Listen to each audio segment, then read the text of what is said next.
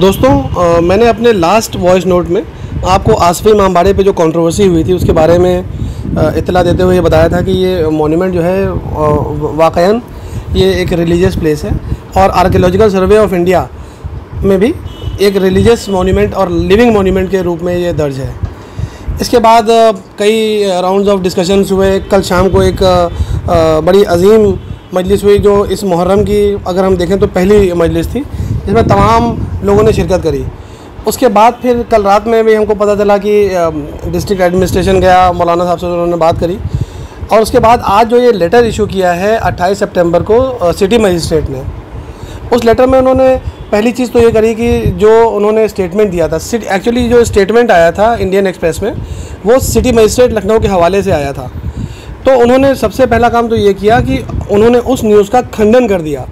यानी कि उस न्यूज़ से वो विड्रॉ हो गए और उन्होंने कहा कि हमने ऐसा स्टेटमेंट नहीं दिया था। उसका अगर आप सेकंड पार्ट पढ़ें तो सेकंड पार्ट में है कि इन मॉन्यूमेंट्स पे जो हुसैनाबाद ट्रस्ट के अंदर में आते हैं, समस्त धार्मिक स्थलों में पारंपरिक धार्मिक क्रियाकलाप उक्त अंकित आदेशों के अनुरूप कोविड के दिशा निर्देशों का पालन करते हुए संचालित किए जाएंगे। ये लेटर और इसके साथ एक और लेटर है 25 तारीख का जो डिस्ट्रिक्ट मजिस्ट्रेट लखनऊ के साइन से जारी हुआ है। इन दोनों लेटर्स की कंजॉइंट रीडिंग से ये क्लियर हो जाता है कि इन दोनों अथॉरिटीज़ जो डिस्ट्रिक्ट एडमिनिस्ट्रेशन के हैं इन्होंने ये मान लिया है कि इनके द्वारा ये गलती की गई थी और ये गलती का करेक्शन भी इन्होंने कर दिया है और अखबार वालों को भी इन्होंने एक नोटिस जैसा दे दिया है। इसके अलावा जो मैं आपको बताना चाहता हूँ कि हुसैनाबाद ट्रस्ट जिस डॉक्यूमेंट से ऑपरेट होता है उस डॉक्यूमेंट की कॉपी है हमारे पास और उसमें भी बड़ा क्लियर लिखा हुआ है